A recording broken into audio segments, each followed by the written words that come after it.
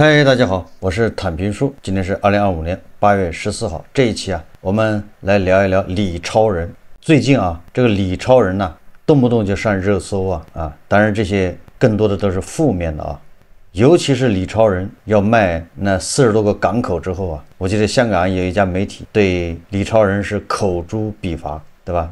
连珠炮一样的连发多少篇文章，这个引领这些爱国正能量对这个李超人进行这个质问、拷问。我们在其他节目里面也谈到过李超人这个现象。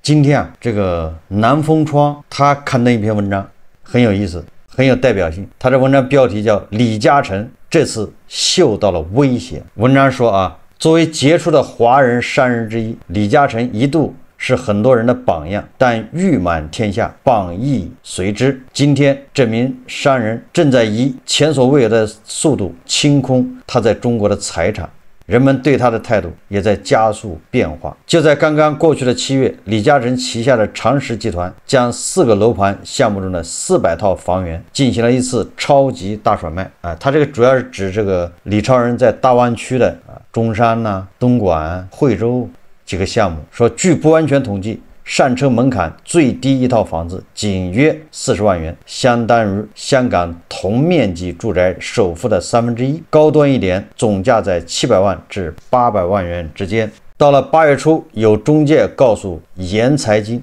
很多操着粤语的香港客北上，纷纷前来抢购，部分房源只剩尾货。在很多人眼里，李嘉诚本次中国资产大撤退可谓又急迫又坚决。过去他似乎总是巧妙地在地产低潮期买地，又抓住市场的高点套现，如今他却在楼市低谷甩卖资产，不免让人猜测，难道是基于抽调资金转向其他领域，亦或跑了？事实上，今年以来李嘉诚乃至其家族就不断出现在头版头条，甚至有时出现在八卦版的频率，远高过在主流财经版的亮相。而在这个全球经济敏感时刻，作为一个敏感的商人，李氏资产的出走不可避免会引起轩然大波，但历史已然不同。文章这个批判李嘉诚的叫囤地误盘的艺术，说李嘉诚每一次抛售中国资产，就一定会有人站出来说在商言商，这不过是李嘉诚对环境的一种预测，一个判断。但也总有人反对，他们对李嘉诚这一行为所释放的信号以及背后潜藏的不确定性有浓厚的担忧。这种担忧不是捕风捉影，它可以从囤地误盘这门艺术说起。文章举了个例子说李嘉诚众多囤地误盘的案例之中，最轰动一时的当属成都曾经的帝王南城都会项目。看懂李嘉诚在这个项目中腾挪和连锁反应，不仅能理解今天400套房源背后的诸多争议，还能获得更多的启示。2004年，李嘉诚以21多亿的价格在成都购得了南城都会项目所在地块。这个地块坐落在成都着力打造的高新区核心阶段，成都希望它能延续桐梓林板块的魅力，用高大上的品质帮高新区吸引高净值人群落户。拿地后的2年时间内，李嘉诚在地面上几乎没有什么动作，但在没有开工的日子里，李嘉诚却没有闲着，他将部分土地抵押给银行，从中获得了贷款。成都则一直劝李嘉诚尽快动工，李嘉诚也不是不领情，只不过他将这块地分成了8期来建设。12年过去了，项目开发了6期。2020年，成都市政府勒令李嘉诚完成建设，没成想李嘉诚已完成金蝉脱壳，把剩下的第7期、第8期股权卖给了其他公司，单凭这笔交易就赚了38亿港元。文章说不仅如此，李嘉诚拿地时2004年此项目的楼面地价1030元每平米，16年之后就是2020年，住宅均价为2.4万每平米。经业内人士测算，李嘉诚以时间换空间，仅在这块地上就坦赚近100亿。这是什么概念？当年不少房企1年的总利润也就100亿。成都直接下发通知，要求禁止向和记黄埔地产成都有限公司提供新增融资、贷款以及为其重大资产重组提供帮助。文章啊还贴出了这个成都高新技术产业开发区财政金融局发的一个函啊，地方政府啊居然发函禁止给李嘉诚这个公司啊融资贷款还有重组。一纸文书的问世，才将李嘉诚的系列操作暴露在了太阳底下。超低价买入土地，误盘十几年，再慢慢开发，根据市场波动不断调整推售的数目、价格、层数等，跟着国家与城市的经济腾飞。等到土地增值，再坐享其成。屡试不爽的李嘉诚将这一操作复刻在了不同的城市、不同的楼盘中。其中包括但不限于北京的玉翠园、东莞的海逸豪庭、上海的真如、武汉的花街楼，以及如今的400套房源。说一招比一招准，一招比一招精。李嘉诚也因此从卖塑料花干到了华人首富，令人啧啧称奇。但它带来的负面影响同样令人叹息。任以南城都会项目为例，在李嘉诚系列操作之后，接盘的企业深陷债务纠纷，欠税超20亿，甚至上演了抢公章的闹剧。此外，哪怕是到了2025年，仍有5000套房待售，也就是这个南城都会项目啊，在这个成都啊高新技术开发区的政府的这个干预之下烂尾了。现在还有5000套房子卖不掉。投资首先是要看退出机制通畅不通畅，其次才是看收益高不高。这是李嘉诚一生所践行的理念，用多年占地不开发的方式谋取利润。有人或许认为李嘉诚不是夹起钱包跑了，而是遵循了资本的必选原则。但从经济学视角来看，这一行为产生的负外部性同样不可被忽视。地产供给的不平衡不仅增加了制度成本，透支了城市发展红利，同时也使得千千万万的普通人加剧了买房的负担。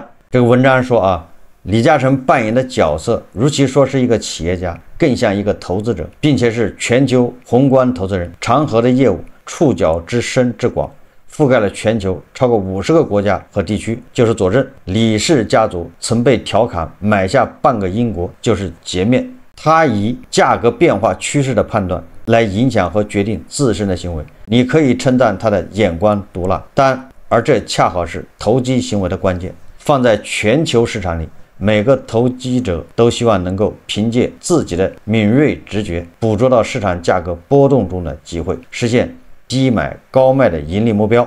翻看李嘉诚的财富之旅，有人形容其像候鸟，就刚好吻合。李嘉诚在早期并未因为其投机倾向及行为而引发过多警惕，相反，在西方资本逻辑拥趸者看来，投机这个概念本身就是一个中性词。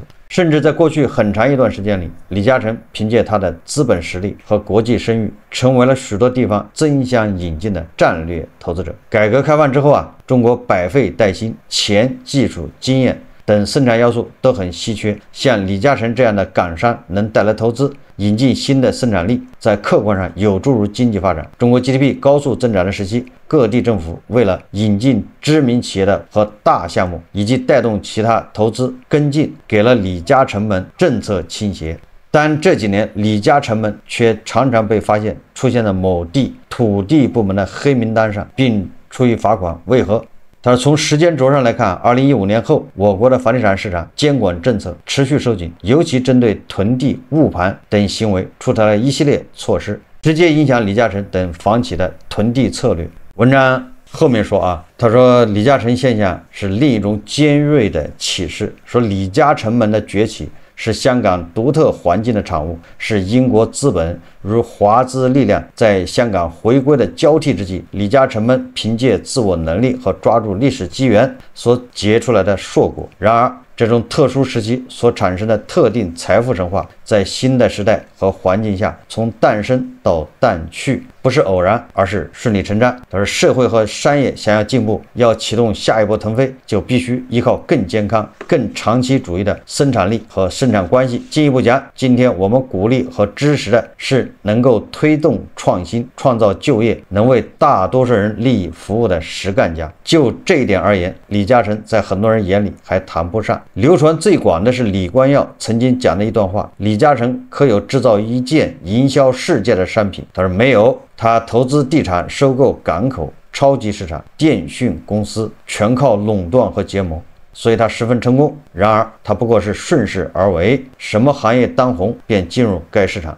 从过往的公开报道看，李光耀和李嘉诚是知己好友，但是李光耀说得很尖锐，反垄断、防止资本无序扩张，正是这几年年度经济大热词。这里必须强调，我国反对的是垄断与无序扩张，从来不是资本，前提是资本应当服务于实业，服务于社会发展，国家引导他们进入到了国家宏观政策相吻合的轨道，能够解决经济目前的瓶颈和老百姓所需。国际环境加速演变，加速了这一认知，尤其是中美博弈进入到深水区之际。而就在几个月前，李嘉诚在港口资产处置上出现了选边站问题。面对同样不平凡的国际环境，不少人指出，以任正非为代表的企业家以绝不妥协的态度做出了正向选择，通过技术创新与国家利益协同实现长期价值，展现真正的企业家精神。李嘉诚则将利益凌驾入国家战略和社会公平之上，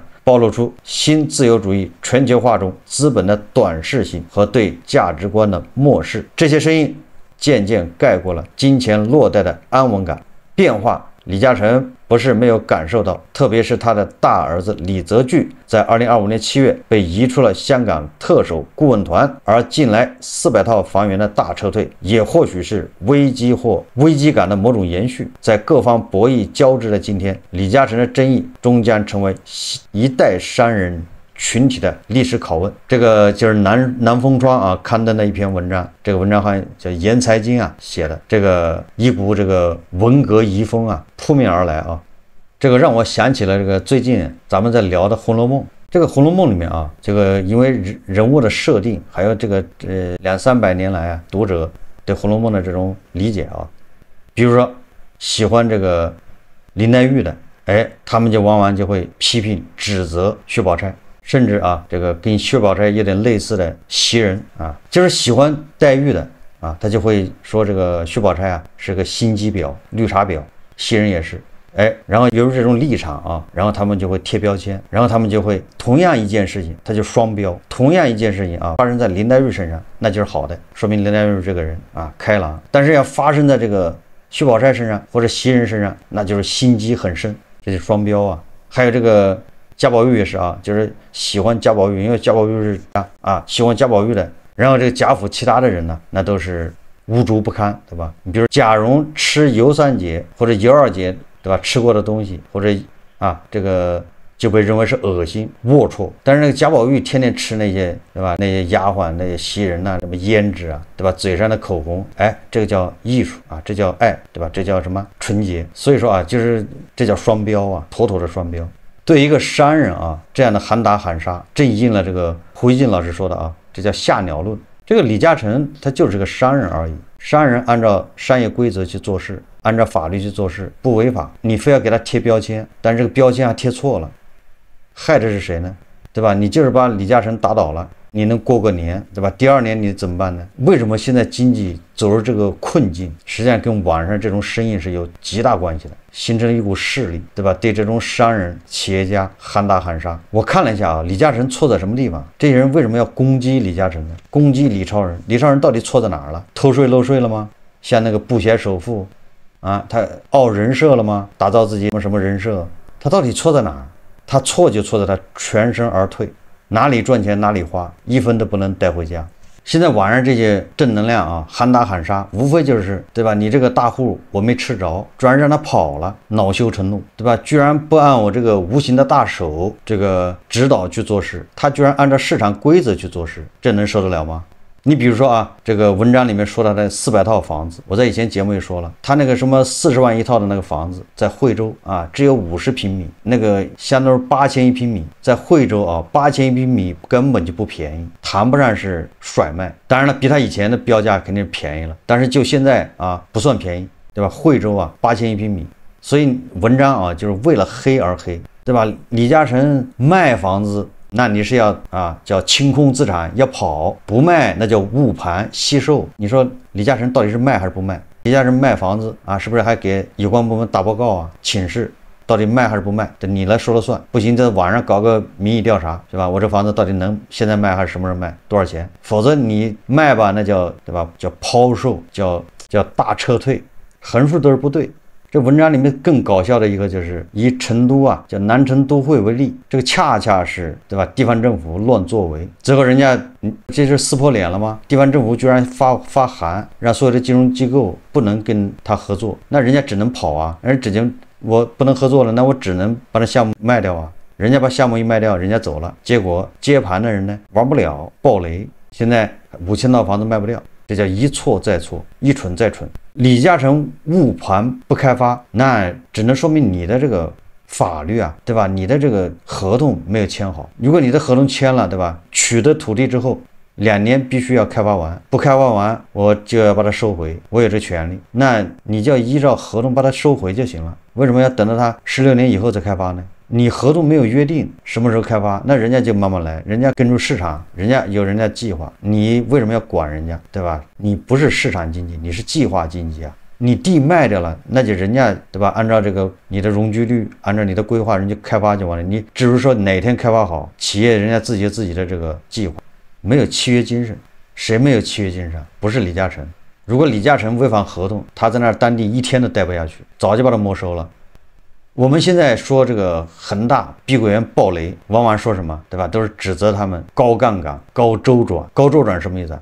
今天上午拿地，3个月以后就开卖了啊，说他们暴雷啊，说他们就是高周转是他们的原罪。这回说李嘉诚误盘不开发，对吧？你太慢了也是原罪，合着就是快了也不行，慢了也不行，都得按你的对吧？这个正能量的这个意思来。那你给人家给个时间呢？你约定一下是3年还是2年还是12个月？正合适，横竖就是不满意。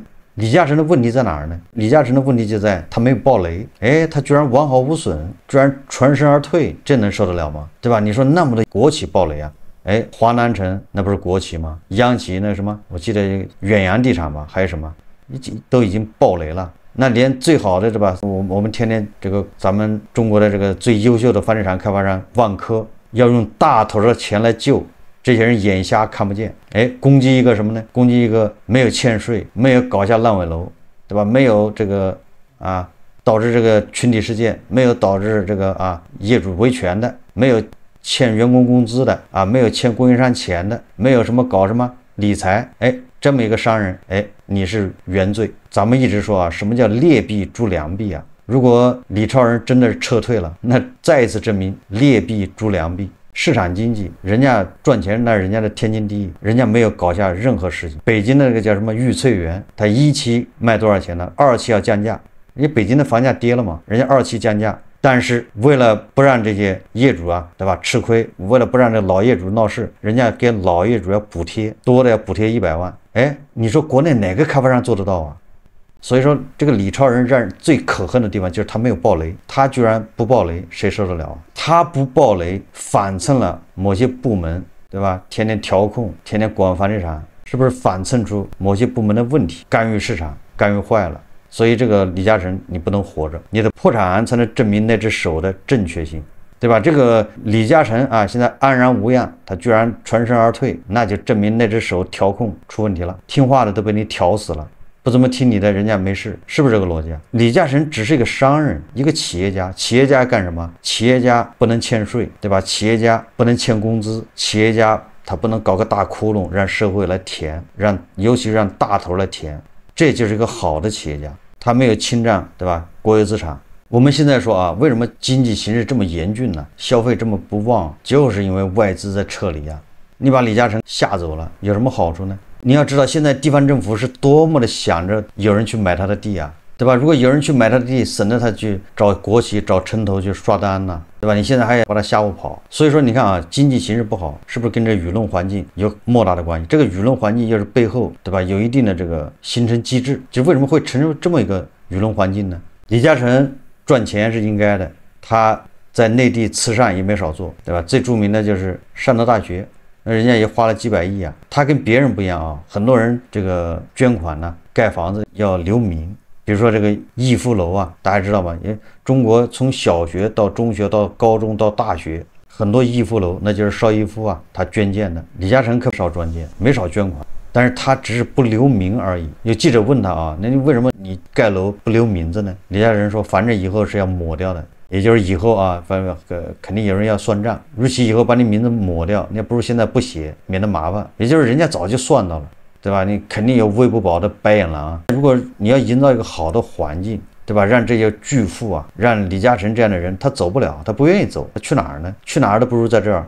那你就不愁经济啊不好，对吧？人留住了，资本也留住了。现在是什么情况呢？现在就是因为这些人喊打喊杀的，对吧？一不如他意，立马就是卖国，拿爱国卖国来搞经济，能搞得好吗？然后导致什么呢？导致稍微有点钱的人都跑。布鞋首富，对吧？别的不说了，就这个21亿美金整出去了，他咋不把钱存公行呢？就是这些正能量为什么不去想一想，对吧？有点能力的人都润了，有点钱的也润。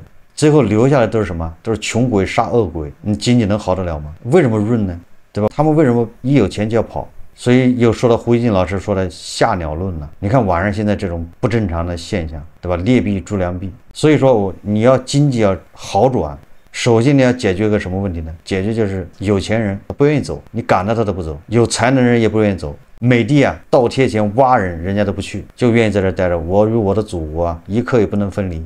对吧？只有形成这样的氛围，你经济形势才能好起来。动不动就要吃大户，对吧？动不动就要喊打喊杀的，对吧？现在全球移民，对吧？往出移的人最多的就是大国啊。这些人移到日本，日本的房价涨了，对吧？移到美国，移到澳大利亚，移到这个新加坡，那房价都在涨，因为这是有钱人呢，他都跑出去，他就买房，哎，带走的都是，对吧？这个咱们创造的财富啊。澳洲杨澜澜虽然不是1.2万亿啊，但是他肯定也是有钱人了。当然了，我们说的啊是合法财产，对吧？你非法财产那肯定不受保护啊，合法财产受保护。那李嘉诚的财产哪个不合法？他在内地的资产哪个是非法取得的？哪个是，对吧？造成国有资产流失的？有吗？哎，咱们反腐已经抓了那么多贪官污吏，对吧？各级干部都有哪个说最后证实跟这个李超人有关系呢？李超人给他行贿，但是你说国内啊，这个恒大许老板一进去，对吧？多少这个银行系统的人都睡不着觉啊！现在已经进去了很多了，还有很多人，对吧？正在受煎熬啊！所以说啊，我认为这个对李嘉诚的态度反映了这个咱们当下的经济，整个的就是好坏不分呐。如果李嘉诚啊误盘不开发是违反了合同，违反了法律，我倒是希望地方政府啊要雷厉风行，把他地就没收，对吧？法律来啊，按照合同来啊，不要给他发什么红头文件责令他，对吧？人家是按合同来，你要指挥人家，人家不听你的指挥，好，你就封杀人家，这不就是权力的任性吗？最后人家走了，人家退出，你这项目就玩不转了，这个造成损失谁来承担呢？还是大头承担。所以说啊，就是我们现在当务之急，我认为啊，就得考虑怎么样让那些有钱人愿意留下来，尤其是那些取得合法财产的、合法财富的，让那些有能力的人愿意留下来，对吧？而不是历经99、81难都要跑到美帝去啊。这个问题如果解决了，我相信这个经济啊很快就会好起来啊。众人拾柴火焰高啊。好，这期节目啊，我们就聊到这里，感谢大家收看。如果喜欢我的节目，欢迎订阅、转发，也可以在下方留言评论，谢谢大家。